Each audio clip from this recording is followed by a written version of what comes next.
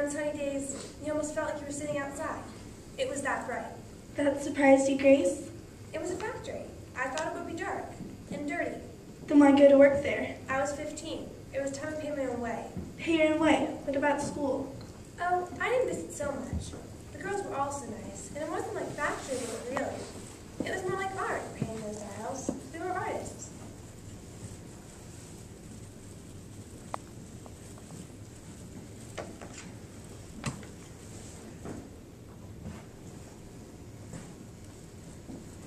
I'm not the one you should be talking to. Matsashaki, he's the one you should be talking to. Now, Arthur, you know he won't talk to us. It's his process. Yes, tell me about that process, Arthur. You used a powder. You use the powder. The girls mix it with adhesive to make the paint, and that business with the brushes. Where they were doing that when I started here. But you knew about it. We all knew about it. We just didn't realize what it meant.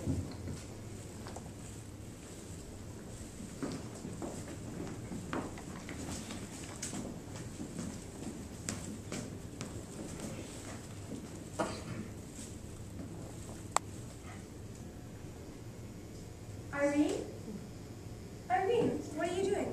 Amelia's working inspection today. Is that bad? Not for us. She's going to be sitting in this room all day by herself in the dark checking dials. Poor thing. Poor thing. So we're going to give her a little surprise. Boo, like the Cheshire Cat. Oh, won't that make her mad? Let her get mad. That's half as fun. I don't want to make her mad. Oh, Grace, do you have to be that way about everything? What way? Your teeth, Grace. Put some on your teeth. Amelia don't deserve it. She plays more dolls than a girl on the floor. She can't be bothered to talk to nobody either. Say, Amelia, what's new? She just looks too funny. I don't think she can speak much English. It wouldn't kill her to smile, would it? She's coming. Good luck.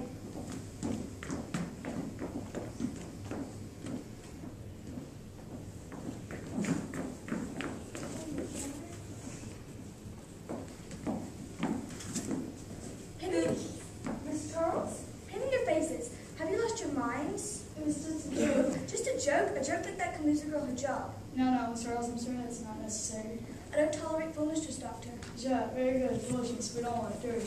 Let's hear it. It's a cool question. All the dolls come in that are painted. And here are some girls who should on the floor to work.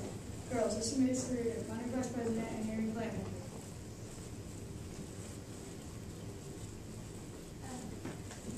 And I was just telling Mr. Reader what a fine bunch of girls we have here. I'm sure I must think I'm half out of my mind. Mr. Reader, perhaps you have some words with the girls, Miss Charles? Well, girls, this paint you've been playing with, it's very expensive. You realize this? It takes several tons of ore to produce a single gram of radium. That's a lot of work, hard work, for the men in the extraction plant. But they do this work gladly. You understand why?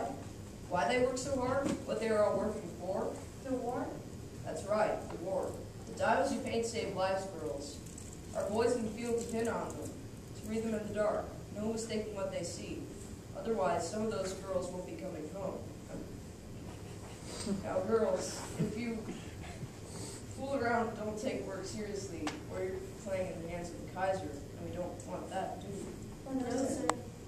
So let's get to work and get the tomfoolery to home.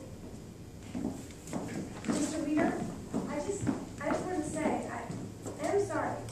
I don't want to nothing like this ever again. Well, dear, just keep in mind, if you do right by us, we'll do right by you.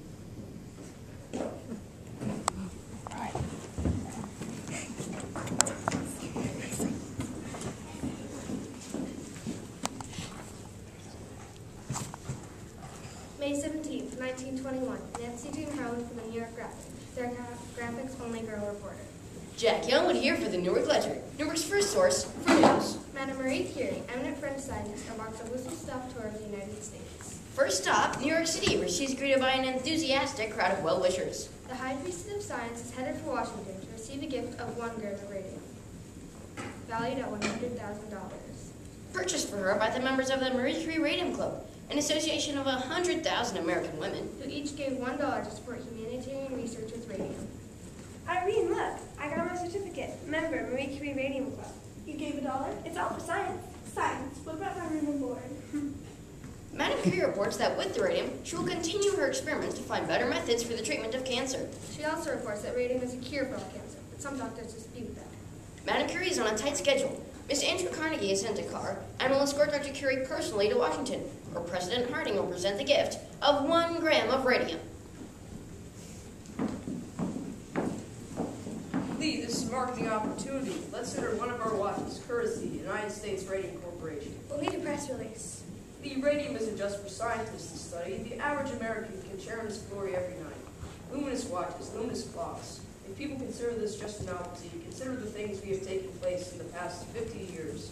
The electric light, the telegraph, The telephone. the automobile, almost dismissed as novelties, as toys. And our essentials to modern life. Got it. That ought to sell some watches. Watches, absolutely. But that's not where the growth is now, Lee. You heard the lady. It's the medical market. And Standard Chemical owns it. Only because we let Bonds Shopping take it. We can get after business. It's just a matter of positioning. Standard Chemical publishes its own journal, sends it out monthly to 12,000 doctors. We could do something similar. Something scholarly that they would respect. A bibliography listing every article ever published on radio. But with capsule reports, they find the information, get it fast. And have us to thank for it. We send it to every doctor in the U.S. Radium Society. Every doctor in the U.S. Medical Association. That's the spirit, Lee. Advertising, that's the wave of the future. It's not just the product, it's the way you promote it.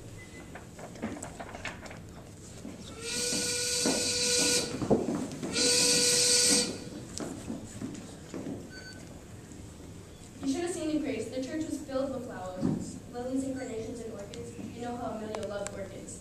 They weren't orchids. They were orchids, Irene. Flags. Orchids. I know an orchid when I see one. Purple orchid. Oh, and Grace, that smell. What was that smell? It was like Flowers. no, it was like heaven. I was going to say it was like heaven.